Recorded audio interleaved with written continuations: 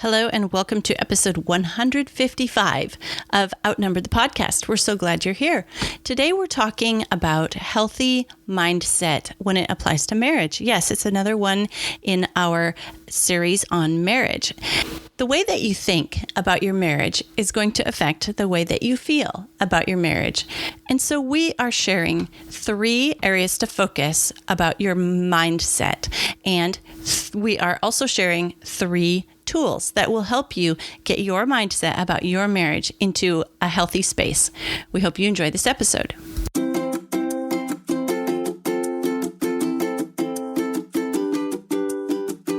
Hello, and welcome to Outnumbered the Podcast. I'm Audrey. And I'm Bonnie. We are experienced moms to a combined total of 19 children. In our weekly episodes, we explore relatable topics using our perspectives of humor and chaos. Tune in for advice and encouragement to gain more joy in your parenting journey.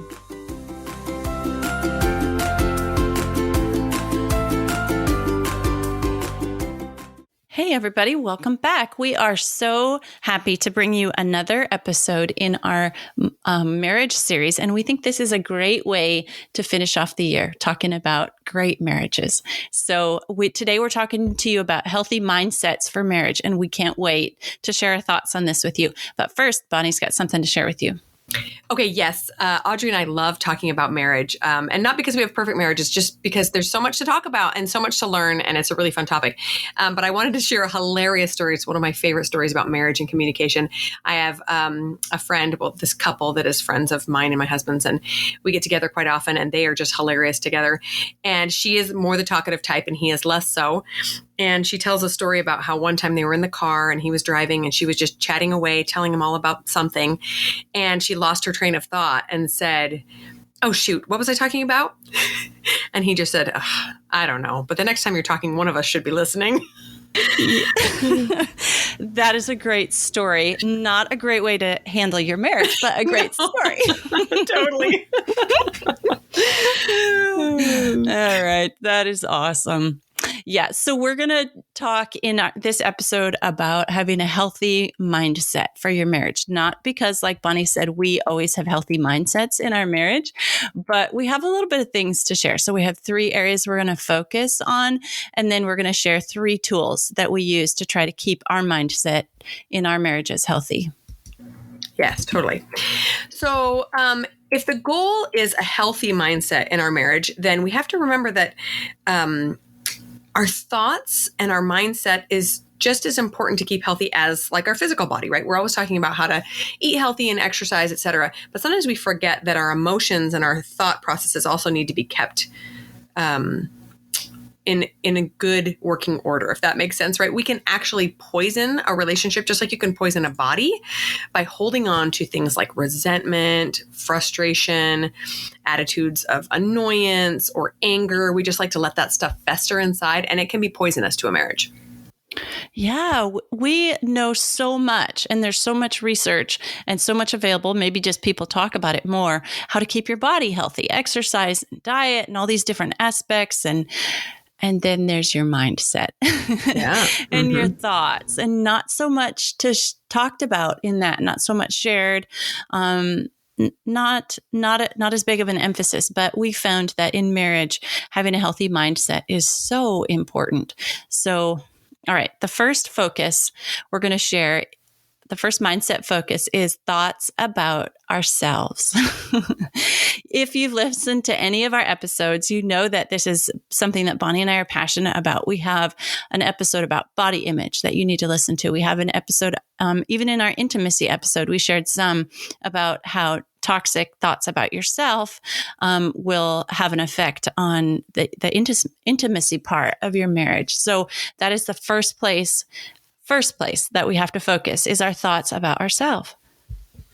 Yes, totally. I have so much to say about this, but I will try to keep it brief. It's very, if you think about it, it's very simple to understand how negative thoughts about ourselves would negatively affect a relationship, right? Especially with the person who's supposed to be the closest to you, right? We need to develop ourselves to the point of where we have enough to share with another person, right? If we talk about this when caring for our children as well. If we don't make self-care a priority, how can we care for our children? The same goes for our spouse. How can we give them our best if we don't even know what our best is, if we don't cultivate it, right? We need to be working hard to embody confidence, excitement, especially about our marriage, right?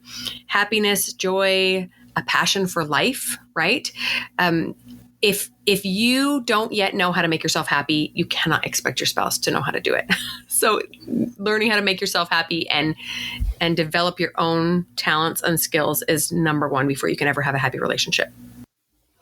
Yeah, yes, that is so true. So let's take, for example, one thought. If you have a thought about yourself, I'm such a horrible wife. As women, okay, I'm such a horrible wife. Good grief. If we believe that, if we tell ourselves that, if we believe that, how can we believe if our spouse says to us, you are an awesome wife? We'd be like, no, actually, I've been telling myself for years that I'm a horrible wife. Totally. Yeah. So how can we work toward complimenting ourselves? And as we've talked about in other episodes, especially our episode about body image, it has to be believable. So we can't start out with the thought, I am the best wife in the whole world. I mean, I've got this nailed, right? That's probably not going to be a believable thought if we're struggling with a thought, whether we're a good spouse or not. So maybe start with just one tiny thought. I want to be a good spouse. There you go. Perfect. And that is a good place to start. Hey, you've got there you go. You got a positive thought. Now dwell on that one for a little bit. Yeah. And you know what I've realized is that if we do not believe certain things about ourselves, it doesn't matter who tells us, that same thought about ourselves, we're not going to believe them because we know ourselves better than anyone else, right?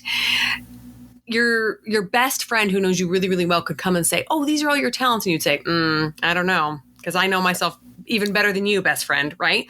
So that's why we have to focus on our own thoughts and beliefs about ourselves. And sometimes we have to start very, very simply, like you say, I want to be better. I want to be a good spouse, or I want to learn to love myself, and then grow from there. But you cannot lie to yourself, and you have to work on those positive thoughts first in your own head. Right. I think in our episode on body image, we were talking about starting with a fact that is undeniable. For example, if you have negative thoughts about your body, you can start with the thought, I have a body. That's not deniable. I have a body. Yes, right. Yeah. So you could start in a marriage. You could start with, I'm in a marriage. Yeah. I'm in this marriage. And it probably wouldn't be a huge stretch for most of us to say, I love my spouse, or I try to show him that I love him, or whatever you're working on, right? Just to believe that there's an attempt there, and then you can grow from there. Okay, so the number 2 mindset focus that we're going to talk about is the thoughts about our spouse. Now, this is usually where we start, right? But we kind of went one step backwards and talked about ourselves first because we think that's important. But now we need to talk about how we think about this person that's so important to us. Yes. And it's the second place to start, because if we're having toxic thoughts about ourselves, as you said, Bonnie, that's going to spread, and then we'll have toxic thoughts about somebody else. So once we've worked on ourselves and we're in a more positive space about ourselves, then we can turn our focus on somebody else. Because let's admit it, it's easier to see faults in another person than yourself, especially if you're in the negative mode of seeing faults. So you see faults in yourself, you see faults in other people. I bet if you're in a space where you're seeing faults about yourself, you're seeing twice as many faults in other people, because that is where your mind is. I'm not being condemning here. I'm speaking from experience. If you're in a negative space, boy, that thing is contagious. Yeah, it is poison. Seriously. A quick little example here. So we moved into our home a little over 3 years ago. And when we moved in, I was just in love. It was honeymoon phase for sure. Our yard was perfect. Our house was perfect. Everything was perfect. Even the things that weren't perfect were perfect in my mind, because I was so excited to get in this new house. Well, now I'm realizing the honeymoon period is a little bit ended. Now all of a sudden there's so much yard to mow, and there's so many bushes to trim, and oh my goodness, this wall drives me crazy, and this paint color, why did we choose this? And I found myself spiraling into this place of getting angry and frustrated at everything in my house. And I've stopped seeing all that good that I saw at the beginning, because that's just where my mind has gone. So because my brain is frustrated with a few things, it has gone out seeking proof that that's true, right? Like, oh, this house is too small for us. See there, see there, right? And that's exactly what happens in a marriage. Usually the first couple years, this beautiful honeymoon period, and then all of a sudden, oh my goodness, if I see his clothes on the floor again, I'm going to lose my ever-loving mind, right? And then we just start to see faults all day long. And if we choose to stay in that mindset, there will be no end to the faults that we can find. No end. We just keep coming up with them. And that is just going to end in misery, and it will make you miserable, make your spouse miserable, and your children and your neighbors and everybody. You want to get out of that as soon as humanly possible. One thing we talk about a lot in life coaching is that whatever you focus on, you enlarge, right? You focus on gratitude, you feel more grateful. You focus on the good, you see more good, etc. Same thing in a marriage. By being purposeful in seeing the good, you will just find more and more of it.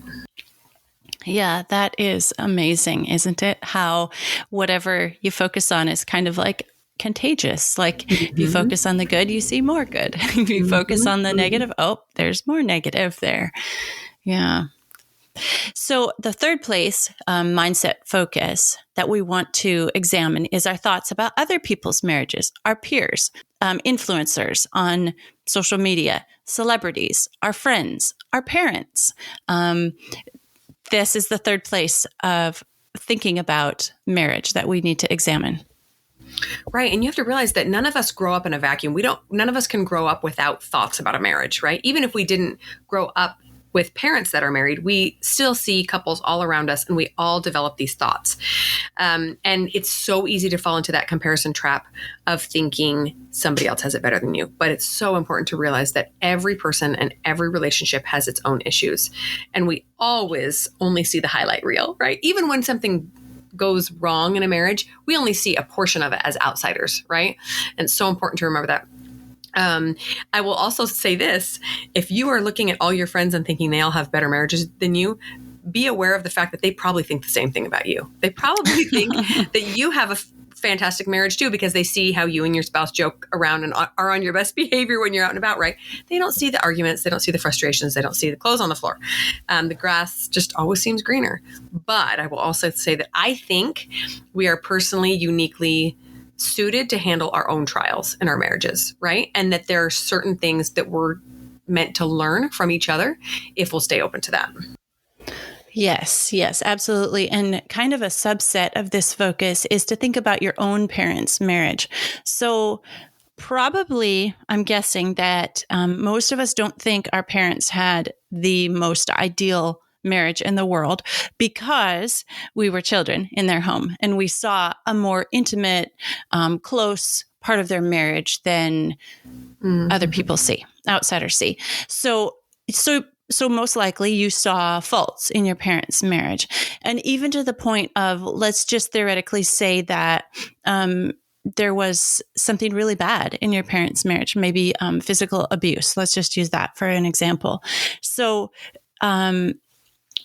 the thoughts that we have to be careful in focusing on our parents' marriages is thinking or feeling like we are destined to be the same way or have the same way. I bring this up in the physical abuse because most physical abusers are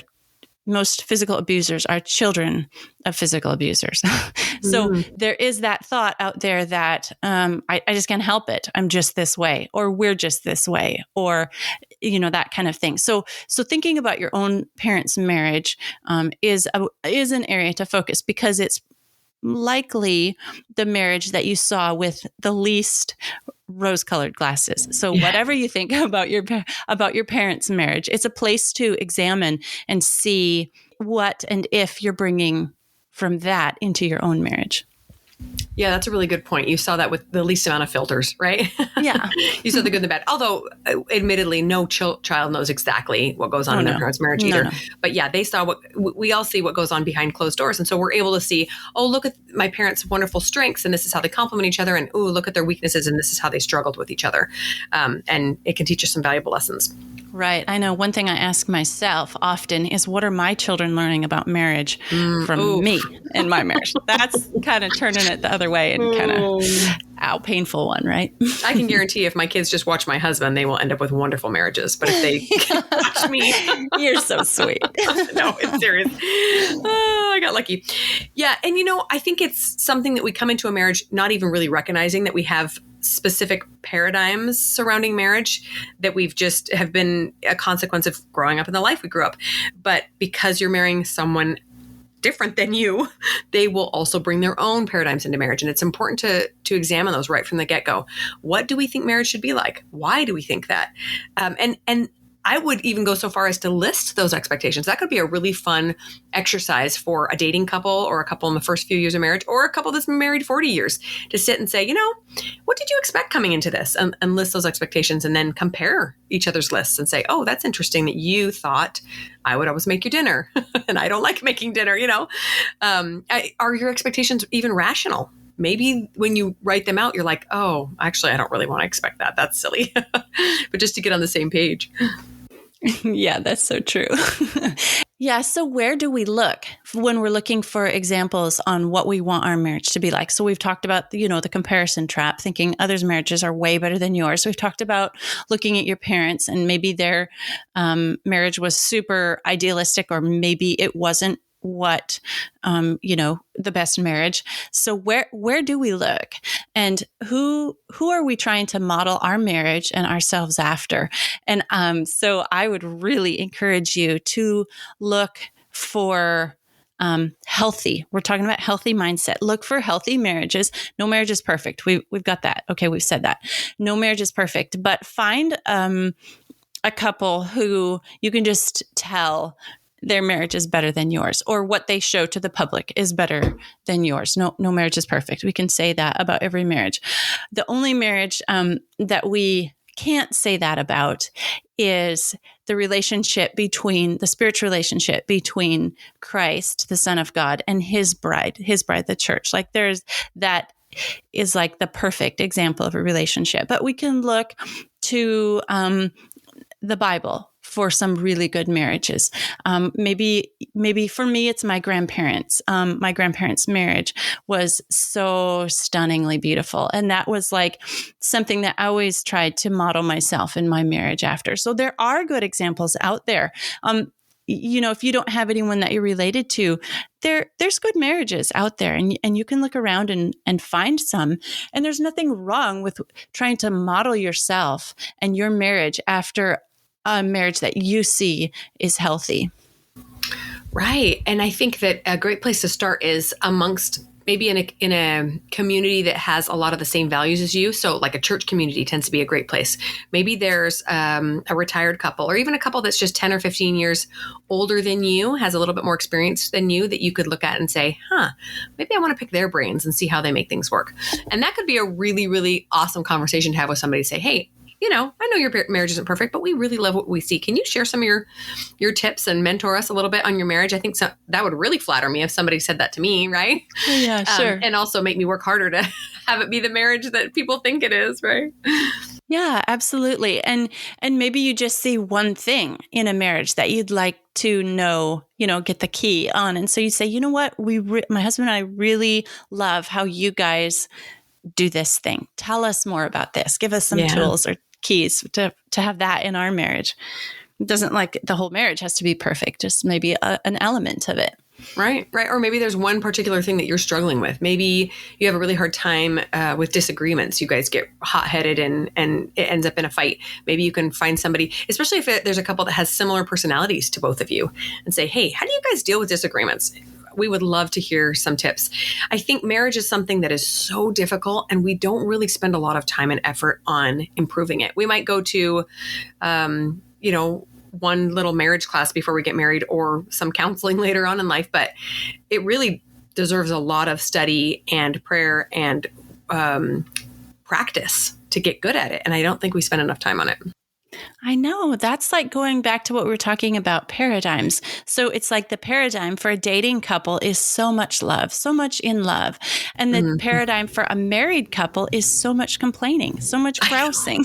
Yeah, look at any sitcom on TV, right? If they've been married 20 years, they're all biting at each other and being so mean. It's terrible. All right. Now, Bonnie and I are going to share 3 tools that we really, really appreciate in keeping our mindset healthy for in our respective marriages. So the first tool number 1 that we're going to share is respect. Respect your spouse, respect their role in the marriage. Yes, this is so important and something that we kind of gloss over when we're dating. Oh, it's going to be just so wonderful and perfect. But we never sit down and talk about, wait, what do you think a dad looks like, or a husband, right? What do you think the role of a wife is? The first thing I would say to do in this regard is to sit down and talk about it, right? Maybe even write it down, just like you're listing your expectations when going into marriage or after you've been married for a while. One of the biggest struggles, I think, that a marriage can go through is just having totally different expectations, and they can change throughout the marriage, right? You know, if you get married to someone who's, I think we talked about this in maybe the working mom episode, whose mom never worked outside of the home, but you expect to have a job or you want a job, that might be a hard thing for you both to adjust to because it wasn't the same expectation, right? And if there are big disagreements, this is a place where you'll have to do a little bit of work to come to an agreement or make some concessions on either side. Well, I'm willing to do this if you're willing to do this, kind of thing. Yes, that's right. Because like if you have a thought, again, we're talking about mindset. So let's say you have a thought, if he loved me, he would always fill in the blank, take out the trash. If he loved me, he would always take out the trash. Yeah. And maybe they have no expectation. Maybe their mom was the one that always took out the trash. So they're like, maybe they're thinking the same thing. Why doesn't she take out the trash? Doesn't she love me? I know. So communication. Go listen to our marriage communication episode.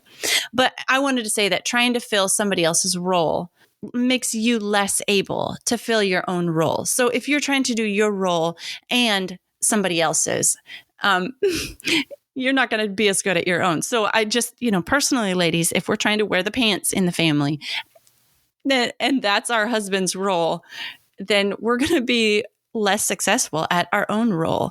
Just a little tongue-in-cheek thing there to show that we just really need to have respect for their role. And even if, even if we think, oh, I could do this so much better. Well, but it's not your place. So just respect is the first tool that we use to keep our mindset about marriage healthy. Yeah. And this is something I personally really struggle with. I am a grade A control freak, and I think I can do everything better than everybody else. It's terrible. And so I like to take over, especially when someone doesn't do things in a timely fashion, like I think they should. And it's terrible because what I do is I overload myself, and then I get cranky and whiny and stressed out because nobody else is pulling their weight because I've taken everybody's job away from them. Yeah. My kids included, right? And so sometimes we need to have conversations. Like I'll sit down with my husband and say, I realize I'm a control freak. I need some things off my plate. What do you, and your marriage doesn't have to look like anybody else's, right? You can sit down and say, you know what? I like taking out the trash, but I would really appreciate it if you would change all the diapers or you would do dinner or whatever. And you come to an agreement so that each person has a very specific role to fill. And then if you're like me, withstand that temptation to take over, even if they're not doing things the way you want them to, because that gives a person purpose in the marriage, right? Just to have a very specific role to fill. And if they don't feel needed, that causes a lot of problems. Okay, so moving on to tool number 2, we would suggest that we all try to continually improve ourselves as well as our marriages. So just like going back to those thoughts about ourselves, if we stop trying to be better people, why would our spouse try to be a better person? Or why would our marriage improve and progress? I really feel like a marriage is kind of like a living entity, right? It's going to start out really immature, like a child, right? Really fun-loving and excited about life. And then it's going to go through like a sullen teenage period. And then it's going to grow into adulthood, et cetera. And if you're not working on yourself as well as the marriage, it might get stuck in one of these phases. And then you're going to end up with a really immature marriage when you need a more mature, progressed marriage. And it's going to cause some growing pains. Oh, that is such a good analogy. And it brings to my mind something that was shared in one of my college psychology classes about the different stages that love goes through.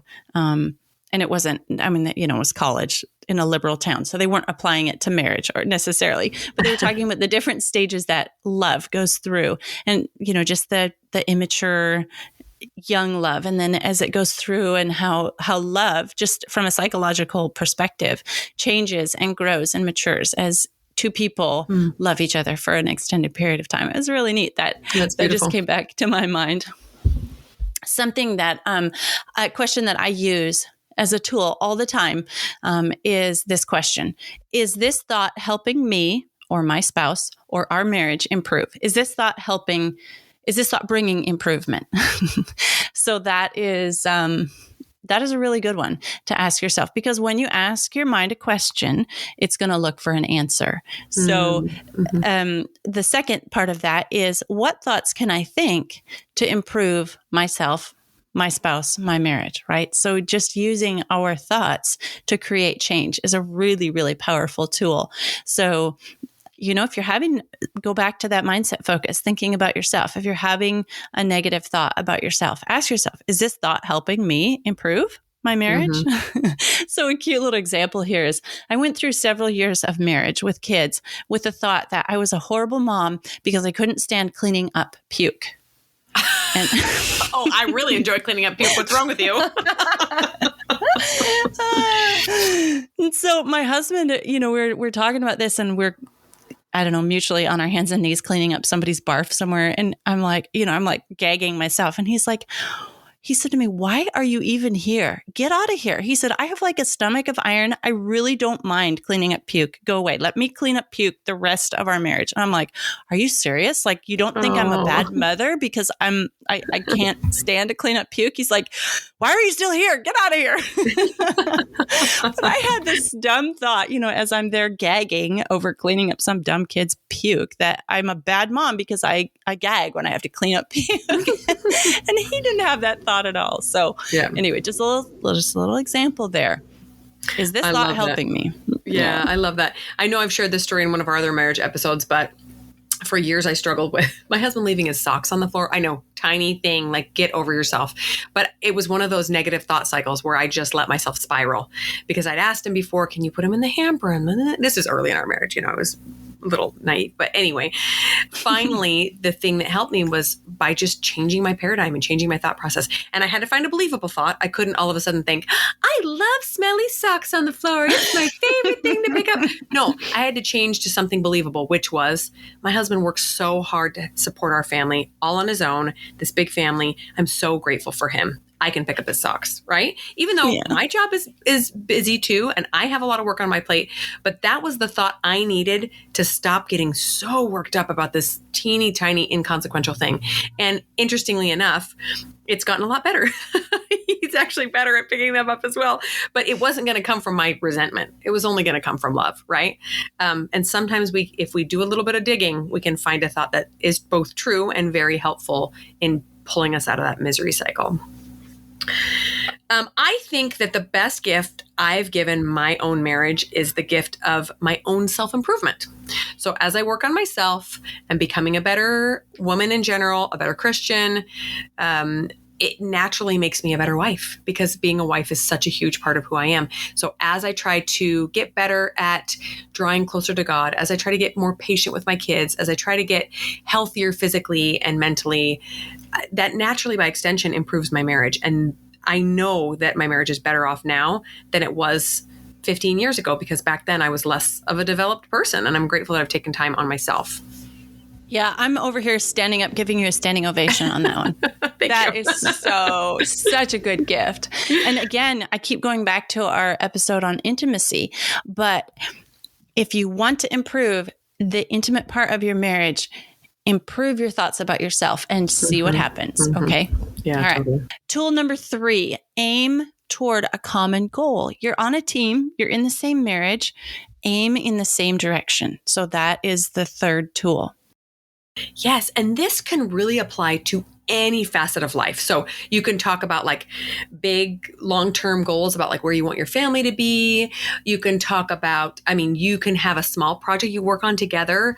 You want to get fit together. You want to run a triathlon together, or you want to build a chicken coop together, or anytime you can take your spouse as a partner and work towards a common goal, it will strengthen your marriage. And that's something that has been harder for us in these last few years because we're a lot busier with more kids. We don't have as much time to work on things together. We usually have to kind of divide and conquer. You take those kids here, I'll do this. But it is amazing how working together on something can strengthen our marriage so much. Yes, this can even be working together to make a meal to feed your family. Yes, Woohoo! yes. High five at the end of it. We did it. Saved your kids another day, another meal. So something we have, a little tradition that my husband and I have that we do is we talk a lot about our 20-year vision. So a lot of talking about 20 years, like the shared forward. Okay, so in 20 years, where do we want to be? Like if you talk about that, that's aiming toward the same goal. So it gets you through the daily stuff if you're aiming towards something in 20 years. And then we also, we've been married 25 years now. And so we can also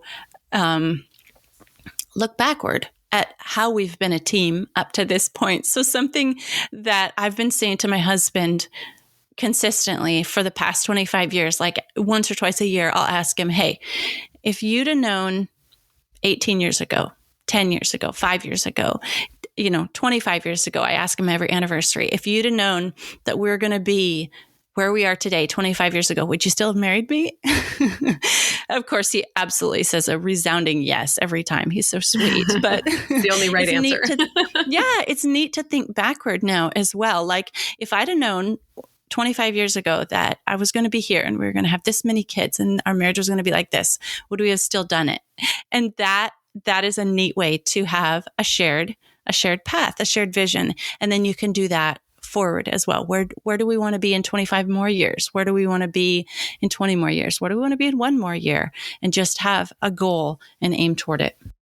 Oh, that's so beautiful. I can't wait to get to our we're a couple years away from our 20-year anniversary to be able to look back 20 years and also look forward 20 years. That's really cool. I wanted to share that there was a church talk given in our church a while ago where it was given by a pilot. And he said, when you start out on a flight, you have GPS coordinates or whatever, and it tells you which direction to go. He says, if you alter your flight trajectory just 1% north or 1% south, it will alter your ending point like 100 miles, 1,000 miles, like this huge difference if you just slightly change your course. And I think that should be our goal in marriage, is just to regularly check in and do minor course corrections, right? Like, oh, I love where we are, but could we do this a little bit better? Could we change this just a little bit better? And what you're talking about is exactly that, right? You sit down, you look at where you've come from, you look at where you're going, and you just say, are we on track?